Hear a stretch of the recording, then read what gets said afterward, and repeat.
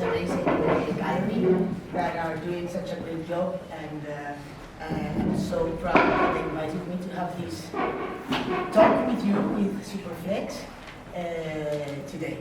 So I mean, we have a lot to talk, and we don't have so much time, so I think we should, just let's get started. And I really wanted to thank, the work of Eva and Christian that are doing a great job here in Madrid, a gallery that is really making a change in the way of galleries in this city. So we all really appreciate. And and thank you really for being here in Madrid, in my city, which is the first time you're doing a show, and I mean, like in a gallery at least. And we are very, very excited. I mean, to see your work, kind of a illicit show called The Fly, kind of a retrospective, although it's not. But you can really see a parcours of what you think and how you see the art practice in a way of how can art change or can be a game changer for the social and the economy system, in a way, like in big notes. So I would like to thank you, Rasmus and Jacob, for being here. We don't have the third leg. He's invisible. He's visible. He's unfortunately not here. I was very glad to able to meet him, to meet Gorken the other day at the opening of the show, and we talked a lot about the different things. He wanted me to ask you, to talk specifically about the social infrastructure, cultural infrastructure, and also all the different things that you have done, because the name of SUPERFLEX, of course, it really means something, no? They are very flexible, and they really touch different. They are not like a pigeon cage, where you really see. Sometimes you can identify artists very easily, and with you, sometimes yes, sometimes not. So that's this ambiguity, which is so attractive also for the viewer, and you always need to ask you questions and to go to different layers, deeper and deeper, and it really, for me, makes a big change, because you never get used to the work, although it's very visually easy to see. So, making this introduction, I would like to maybe, as you all know, they work as a collective, and they also work with other people, to make the works happen. You really do a big research in each one of the works that you do, and there's a lot of work behind, although it could look like very aesthetic, etc. Right? So I would like to ask you how, we've seen in the Tate Modern, for example, where you showed that you usually want to expand in your work, not only in the walls of a gallery or of a museum, but you also sometimes want to go outside, because you really want the people to understand that the city or the land is also a workplace, or a park for social change. And that comes also a little bit what your colleague and friend Björk told me, about this amazing park that you've done in the outskirts of Copenhagen. Yes. Could you tell us a little bit about that? Because we are seeing here more domestic work, but it's interesting for me that you get that they also do things really in tandem with the cities, with architectures. So it's really, it opens really the view of so many things, and you can touch. There's no limit with you, really. Yeah, I guess, thank you for all the works, but I think we're talking about Superkey, maybe going a little bit back. I think the interest from our side has always been to, we got into the art school like a lot of other artists does, and we got into the school and we felt everything was moving in a very sort of old-fashioned way, where everyone is sitting by themselves, doing their own stuff, like you get ideas like that. Maybe also partly because we have a background in documentary photography, so we are kind of used to deal with other people, and this whole kind of things and sort of moving forward and back, we felt a little bit isolated when we were in art school. So very quickly we, first of all, we kind of joined together and we started to go out of the art school. So we always had this kind of interest of not only being within the art scene, but also being in other environments. So the studio in the art school was sort of, I think actually Augustine was there back then, and you probably saw our old studio in the art school. And it was sort of like you will have like painters in one room, you will have like sculptures in another room, and blah, blah, blah. And then our space would be completely white with an office table in the middle. And we would have meetings and we would have people hired, there with engineers and people like actually hired inside the art school. And the SUPERFLEX company was registered in the art school, which was a little bit problematic to the organization. But we always had this interest of not having enough within the art world. So that has been a method of working for all the years. It's also in some of the works you see here, it's also not only us, 3 of us, it's also the studio, and it's also sometimes other people that we engage with, scientists or engineers or whatever, you know. With Superkielen, that was sort of, it's actually in the sense of Copenhagen. Okay. But it was very near our old studio, and it was an art commission by the city. And we were then asked to be in this competition, and we felt, I mean, of course, it's a little bit frightening to do something in your own neighborhood, because if it goes wrong, it's really, really bad for you. You cannot show up in the street. But it was like a competition, and we, I guess, as a part of also the nature of how we work, is also trying to see different perspectives. And the park is sort of designed as it's a social space like any other park, public places, but it's designed in a way where it would sort of reflect upon the people living in the neighborhood. In this neighborhood, it is known for being sort of a troubled neighborhood with a huge diversity of where people are originating from, but also economically. The kind of housing like rentals, co-ops or private housing, sizes were different, and so it's like super diverse neighborhood. And we wanted to show that within the park. So normally when you do park designs in Denmark, you base them on a specific Copenhagen bench or whatever. That's like a very, this kind of cool Nordic design, so everything looks the same. And we thought that doesn't reflect the people living here at all. So the diversity of the neighborhood. Yeah, so the neighborhood had like diversity of, I don't know, huge diversity, many different levels. So we were asking the people living in the neighborhood to propose objects for the park, so all benches, all lampposts, all playground equipment, all that was coming from somewhere else. And it could be a place where you would dream of going, it could be a place of where you have your roots, it could be whatever. So in the end of the day, it ended up being this kind of patchwork of, I think more than 100 different objects from different places, and each object then a little bit like a museum, but not too much like a museum, but was like labeled, so it was a bench in Danish, and then it was a bench in whatever language where the thing was from. So it would be, in a way, it's a place where really it's like a tool for people to gather and express all the things that may, do something else, like go further and get engaged with each other, and it's a place where what really a park means, but with a thoughtful thinking from the beginning of what you want and how you want the neighborhood to be involved. So I think that's kind of explains how you work, not just from one side, but always from different angles, and you can always go farther and farther. But thank you for that, for explaining that. But I wanted also to, as we are here in the gallery, and I would like to make like a little parcours, because it's really interesting here.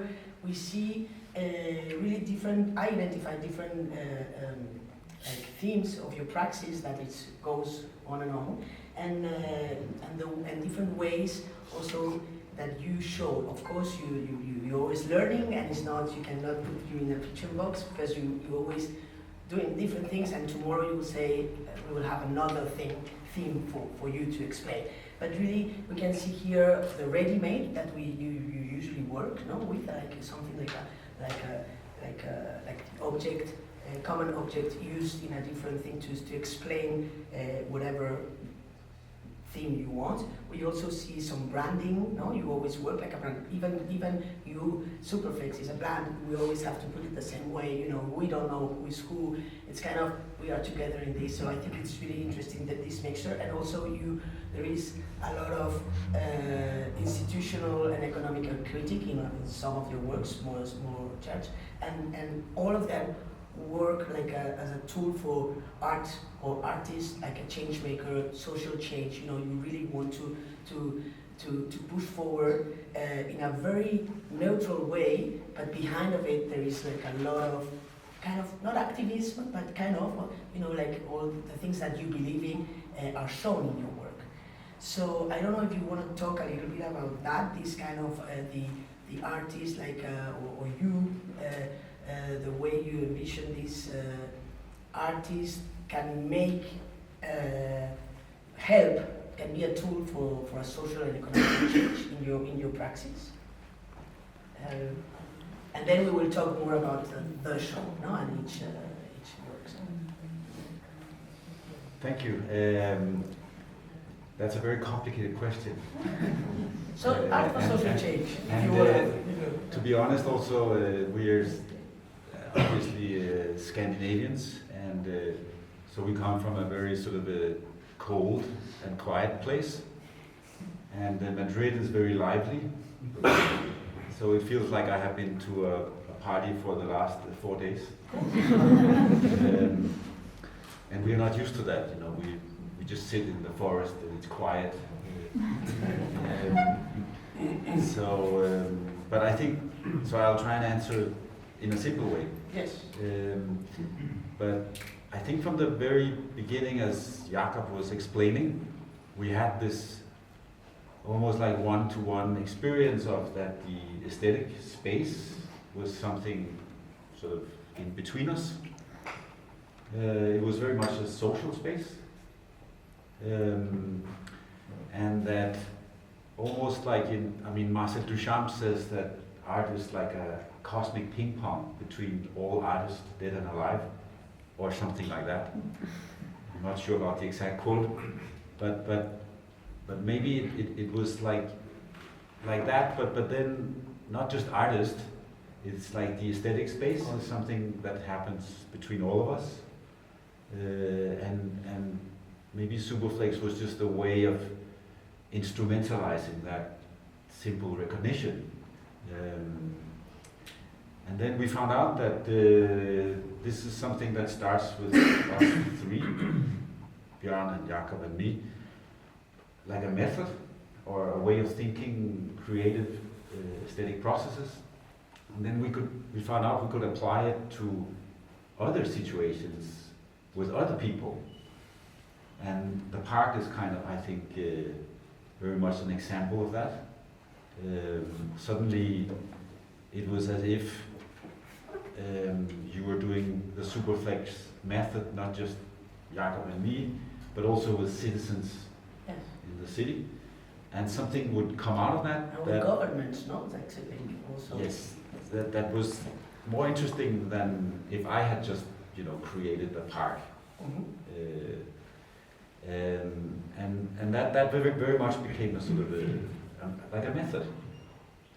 And then lately, also recognizing that we very much like that we would not just make things for people, but with people. And then the last step of that, which I think maybe we will come to in a minute, but was that suddenly we realized that maybe that social space would have to go beyond the human part also. And what if Jakob was a fish that I could sort of, collaborate on in the process of making things, which is very much maybe where we are now. The social space went beyond the human sphere. But it's fundamentally the same process that started 30 years ago with just 3 art students realizing that art is something that happens between you and not something that just comes from the inside, which I think is fundamentally how all art is made. Yes, it's and always there like is a lot of social art process. philosophers that talk about that, that comes also even from Bert art specifically, and it's super interesting. And I think it's like one of the ways art right now showcase, and I think it's really getting very strong. And it's also in part thanks to you and people and artists like you that are really concerned in these topics. No? Yeah. So maybe we could, you mentioned the practice of, you being a fish, or how other interspecies interact with each other, because of course, and that's a very interesting topic. We have to talk about it. We can start. Maybe we can also start about the name of this show. No, now we're entering in this parcours that the gallery want to show us. It's called The Fly. It's called The Fly. It's an animal. It's an animal, and there are different. We identify here. I identify, like I said before, different themes in your practice. One is the economy. We will talk. Then is the climate change, and also the interspecies practice. And that means something for me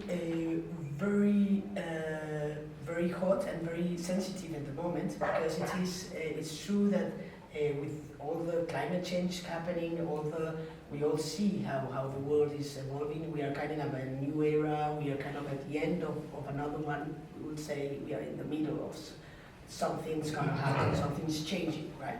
And in some of the works we see here, as for example, the flies, the flies that maybe you have seen, the little ones, that gives also the title of the show, and also as close as we get, which are the sculptures. We see one here, and then downstairs another one, and then at the back. It's like you can feel in a very subtle way you want to get to know what other species in the world are talking about. Because there's other languages that we cannot get as humans, but we really are late, and we really need to hurry up to understand what's going on, because our world is kind of drowning or changing quite quick, and we need to be aware. So that's something that I love about art. Sometimes artists like you, not all artists like that, but explains problematics since the beginning. Since 15 years ago, 20 years ago, and then some things that now you see in the news. But artists are always processors in a way, trying to think about the change. How could we be awake, and how can we be aware of what's going on? So maybe we can talk about this now, like the pieces that we have there, like the totems, like the beautiful stone pieces, and also the flag that is the title of this. Why did you decide to put this title in this show, that it's really kind of a retrospective and talk about other things also, not just the interpieces? Well, I think the title "The Fly" also reflects upon the idea that we as humans are living in a time which is in many ways interesting, but also very tough. We were considering deeply whether we should show Flutter McDonald's when we opened. We discussed it with the gallery, and decided so now this is more relevant than ever. Obviously, in the shadow of the tragedy in Valencia, it's like it has another meaning here and feels more deeply. I've seen this film, I don't know how many times, but I saw the theme of McDonald's, which you could maybe think about in an economic way, but then because things happen, you can also see it in another way. No? This is so interesting about your work, how it can also change with the real life exposure. Yes, it does transform over time, because when we did that film, we didn't think of exactly what's happening. When was it's a long time ago, like 16 years ago. 16 years ago, yeah. So it's and maybe that was more sort of a kind of, McDonald's being this giant corporation, and almost like wishful thinking that McDonald's would be something that would be let down somehow, but maybe not so much McDonald's, even though that's very present that it is in McDonald's, but more this idea of a system that is being corrupted by something. We don't know why, we don't know what, but something is happening, and it's like truly falling apart. And of course, then fast forwarding 16 years, it has a completely different meaning. Now more than ever. And of course, even for me who have seen this film like a million times, I was sitting here watching it when I came here on Monday, and it was really hard, you know. All of a sudden it was very hard to watch this film. And that's also why we decided to keep it here, because it was more relevant than ever. But I think sometimes the role of the art in these kind of situations is also, not these situations, but in general, it's like to make things that maybe not is so clear in the beginning, but it becomes clear, because you're following another trace somehow. It's not maybe spoken out as a start to start with. And that's interesting how maybe our work that you did 16 years ago, when it's alive, and it also, you know, when you walk into the to the gallery and you see the film at the end, drowning, quite spectacular. Then you see all this sculpture that you don't really understand at the first sight, that it's talking about, you know, like a kind of ecosystem to understand how the fish and the life underwater works. And then a beautiful piece that we have, you know, you've all seen like déjà non, comment ça, et voilà, the French one, like the déluge. Après le déluge. Après le déluge. Après vous le déluge, exactly. I think all these pieces make sense, you know, because you see like the bars are very minimal. It almost looks like Donald Judd, you know, perfectly done, perfectly with the glass, and it talks really very much about how would be the water, you know, after the. We can maybe talk about this in the practice. I mean, it's intersection of the climate change there, and all the agreements of Paris, you know, that they decided maybe in 200 years the water will be up to there. So maybe we will. I was sitting there looking that, of course, we are going to be underwater, and the video was taking, you know, the water was getting up. So it's quite spectacular as a whole to experience how different works of your practice. If you can put them together, they can really talk to each other and make they make sense. So how do you? I mean, going back, maybe we could maybe talk about the death mask, no? All this installation that you have at the back with all the urinaries that works like a copy, like a ready-made work, but at the same time talks about economy and talks about social climate change.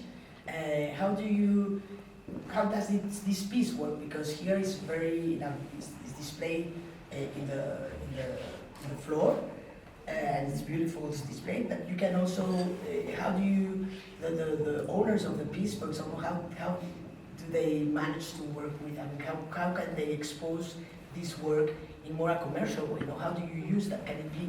Do you have to use it the whole thing, or can you just conceptualize it and take part of the work and show it in your home, for example? I mean, that work is like the toilet that is the death mask office, like the UNFCCC, which is the climate change office in Bonn. Those are the ones who made the Paris Agreement. Sort of an organization that we as a community, as humans, has like put together to try to maybe not fix the problem, but try to ease the problems in the future. To give tools, not for the real. Yeah, to make contracts or whatever between countries. How can we actually deal with the CO2 emission and so forth? And I think that it's an organization that works between science, where you know a lot of things, and then economics, and then politics. And obviously that's always a compromise. And I think we have been working with toilets have been a part of our practice for a long time. And this idea of who's making decisions, and also that the toilet somehow becomes like a peak of our civilization, in the sense that is sort of how we deal with our shit in the end of the day. It's also a place where everything goes into the same pipe in the end of the day also, where everything becomes very democratic again. So it's kind of a complex setting, the toilets, in the way we see it. This particular work is like on-fired clay, so they are when we do the show of this, we send a mold, and then you have a local clay person to fill it with clay and do all the casting. And after the show, it will be destroyed and be put back to the clay again. So this idea of some kind of circulation where the works becomes an object, and maybe in the future the toilet becomes a teapot or something else. And we sort of like this idea of things being circular, but also being non-controllable, so we don't really know what's happening to this clay in the future. Also then, because you asked very directly what happens to the piece actually, and the piece is like, looks like this here because of the size of the space, but it could also be much flexible too. It's super flexible. And as such, we want to sort of try to give a little bit away of control, so we don't have the control over the piece. We have ideas of how it should look like, but actually we like the idea that someone can decide to do 200 toilets and put them on a row or something, whatever. I mean, it doesn't really matter to us, but it's more focusing on the idea of circulation, that the only thing that would make it a non-work in this case with this one would be if you fire it. So we have to keep it raw somehow. And that comes also from one of the things you go on, which is the copyright. No, sometimes when we are super in our series. Right now, everything has to have a copyright. No one can use your brand. It's yours. It's patent, etc. And here, I love it because it's totally the other way around. No? Usually in art, in art history, pieces are unique. I mean, until the contemporary art, that of course we understand the series, but limited series. Everything has to be, very accurate, because of course it is unique. No, it should be. That's how we have learned to understand. But they give I think it's so ironic and at the same time so clever, so that really you turn around the idea, and maybe we are, just at the back, that it says you value then copy, which usually would be the other way around, no? But it's like, okay, the theme is so important that let's do it, we need the iconography to be copied all over as much as you want to make this social change, to make the people understand that we need things need to move on. No? So it's this duality of the art as something valuable. Of course, it has a value. Of course, it has a price and etc. But at the same time, the use of it, it's something very unique in your practice, and I think it's very it's something that inspires a lot right now in the art world, no? And also maybe we can talk about this piece that is super in. I mean, it's like you see that and you see SUPERFLEX, no? Something that it's very in the heads of maybe a lot of us, no? If value, then copy. How did you get to this branding or leitmotif, no? Because it's like a statement, so to say. Maybe, I mean, Jakob and I are probably like the Napster generation. We grew up sort of with the very beginning of the internet. The internet is fundamentally really one big copy machine. And in the beginning of the internet, it felt like, this is a completely new space with totally new rules, and we make the rules as we go along. You can do whatever you want, and you can share music, you can all of these things. And suddenly, including like property rules and stuff, didn't really make sense in that space. And suddenly there was also here's from Scandinavia, there was this Swedish website called Pirate Bay. Maybe you have used it in the past. Some of the people who created that also would come to our office, and there was like this, this is amazing new space. Goodbye old world. Suddenly there was this sort of crackdown in the digital sphere, where suddenly the rules of copyright started to be enforced. And I think for our generation, that fuck off. This is our space. You can't take these sort of old property rules and just apply them to this new land. I think it created a kind of reaction. And at the same time, Jakob and I happened to be working in Cambodia. We were making, this is a long time ago, we were making this energy system. That is interesting. And I remember some of the Cambodian farmers that we worked with. It was an energy system that makes energy out of shit. Again, you have the shit. The Cambodian farmers Jakob and I were working with were wearing Calvin Klein clothes. And I couldn't, this is quite a sort of poor country. How does that work? How is that possible? And then you looked at the logo and you could see it was some sort of, it wasn't the real one. It actually said not Calvin Klein but Convoy Kluse. And I was like, wow. And they were, yeah, they make them right up here, and it's like work clothes and stuff. And that sort of idea of copying something and sort of chewing on it and almost like spitting it out again, suddenly you realized that there was a sort of power, sort of cannibalism of doing so. You would, that this sort of whole struggle around copyright and brands and stuff, all was very much like almost like it had political elements. And then we started like doing things in this way.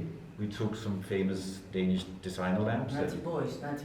and copied them and applied them to the biogas system. So suddenly they worked with gas. And then suddenly we were sued for doing so by the company making them. And they said, you know, you How will. long time ago was that? 20 years ago. And they said, the company told us that you will destroy our company if you do this. And Jakob and I were just, come on, we made 5 lamps, like from scratch. It's very clear it's a copy. But they took what we did very serious, and at that time we were maybe also a little bit like young artists. So it felt kind of cool that somebody took you very, very serious, even if it was a lawsuit. So we changed our studio in Copenhagen and made it into a shop called Copy Shop that would only sell stuff that had some sort of copy element. And some of it we would make, some of it we would buy from someone else that were also doing complicated copy stuff. And what we learned in that process was that the usual way of thinking copyright property law was that if there's value somewhere, of some reason, then there's rights. That's how the lawyers think. That's how laws are being built. So we sort of thought of sort of flipping that. So instead of thinking if value then right, then Value then copy. if value then copy. Which is totally right, because you can see all over, you know, in each Yes. smart city, everything is copied. And it's a very human process of sharing ideas, copying, and so there was a period where a lot of the works we did was about some sort of aspect of copyright. And I also remember I think it was one of the Rockefellers who had this quote that copyright is the oil of the 21st century. That's where the value will be. Like in the past we would go to wars based on access to raw material and fossil fuels and oil and stuff, and in the future we will go to wars on the basis of who owns the Beatles song catalog or something. Like copyright was the big sort of that was where the sort of political tension really was happening. So it was a funny and interesting space to sort of walk into. And then after, I think, 3 or 4 lawsuits, we had a razzia in the studio. The police came, like just came in and said, you know, remove your hands from the computers. This is now a courtroom, blah, blah, blah. And then we just had some, you know, copy sneakers and t-shirts and homemade lamps and other, we're just playing here, but it became quite an expensive game. Lawyers are expensive. And copyright was tough also. It was, we had to sort of, we lost all the cases that so we you had were to in. change, yeah? You had to... And at the same time, we also tried just to make works like this one that was sort of, it's of course an economic tension that you're playing with, but it's also a fundamentally philosophical, existential, you know, what is a copy? It's not a sort of a easy question to answer, and this work was sort of. We are all the time copying. I mean, you know, life is, we are human beings all the time. We think more or less the same. We laugh at the same things. We are constantly evolving, of course, but using the same things, the same tools. And that brings me super interesting what you said about the McDonald's float film, because of course, I mean, it's McDonald's, it's a huge thing. So how do you, I know you have tools to, of course, make it looks like it's real, but at the end it's a film. No, it's not so real. So there you develop mechanism to work with the same thing, or explain the world what's going on in a different way, but with the McDonald's logo there. How did you manage to do that? I think that we didn't ask. I think that was the first thing. But Yeah. I also think that this, since we ventured into this whole copyright thing by accident, that environment has also changed a bit. I mean, they got more, they were aggressive, but it's also been debated a little bit more. It's like a gray zone. I mean, I don't know if it's a gray zone with this film at the end of the day, but I think it's. You know, this is like, it's also moving at the same time. In the beginning, like we had this lamp that was clear, it was so clear a copy. It was made of, it's like a very Danish famous lamp, and it's made of these kind of shapes. And this was like, what we used instead was like a pots and pans kind of design. So it looks very clearly like not that lamp, but they were very aggressive. Later on, I think they became a little bit less aggressive on these things. But then also, there's a new power game going on, which is actually that. Now we never was sued by McDonald's. I don't know why, but I can only think that it might be because it's now another power situation where this film is like in multiple institutions all over the world. Louisiana was the first one to buy the film, and then maybe it's not so interesting to sue you. It's actually just about power, which is sad at the same time. And it's, I totally agree. Sometimes, you know, you become famous with power, then it's difficult to sue because you also have your rights. But at the same time, isn't it also maybe because it's not a real McDonald's, it is a scenario, no? It's like a reproduction of it.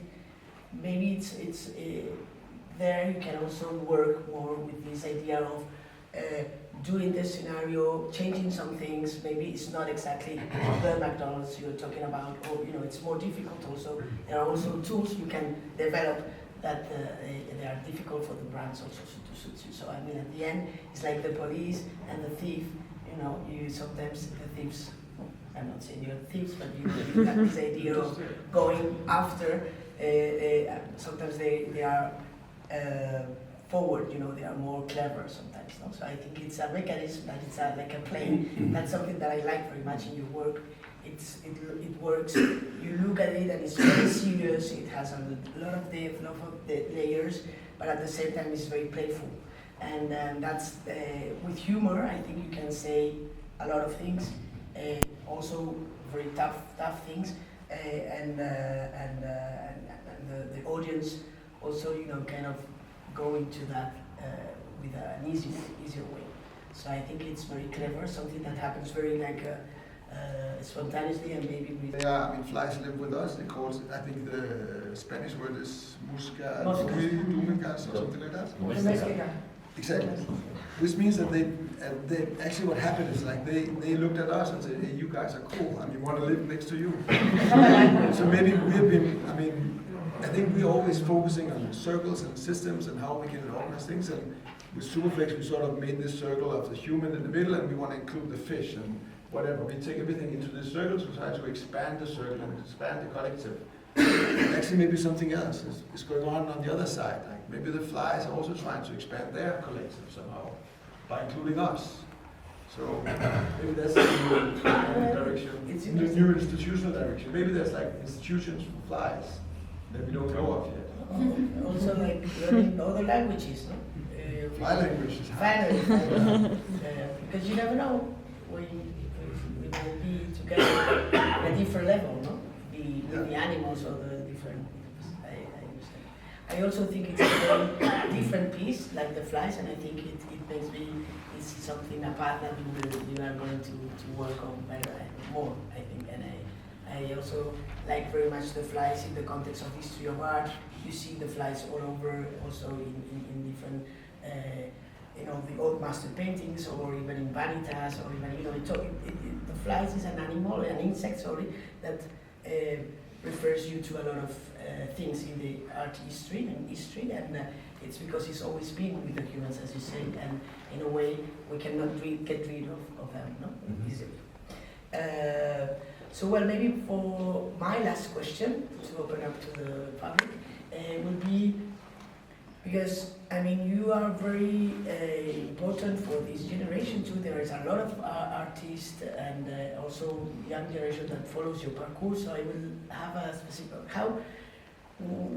is there any advice to give to these young generations that really follows your parkour? How they should, yeah, I mean, any advice for those young generations that are looking at you? So you're implying we are old? I am also your age, so you know we are not old in the head. We are very young. I am very young in my head, but of course there are other younger people than us. Yes. Yeah. How about advice for the old people? No, I going just back to the copywriting. I remember when we were working in that domain, we talked a lot about this guy who invented the Xerox copying machine. I think his name is Chester Floyd Carlson or something. As a sort of inspirational character, in the sense he did something very simple. He made this sort of dry copy machine, and he worked on it for 20 years, and it's the Xerox machine.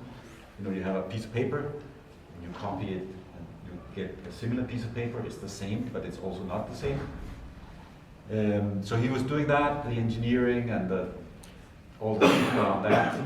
At the same time, what he was really interested in was reincarnation.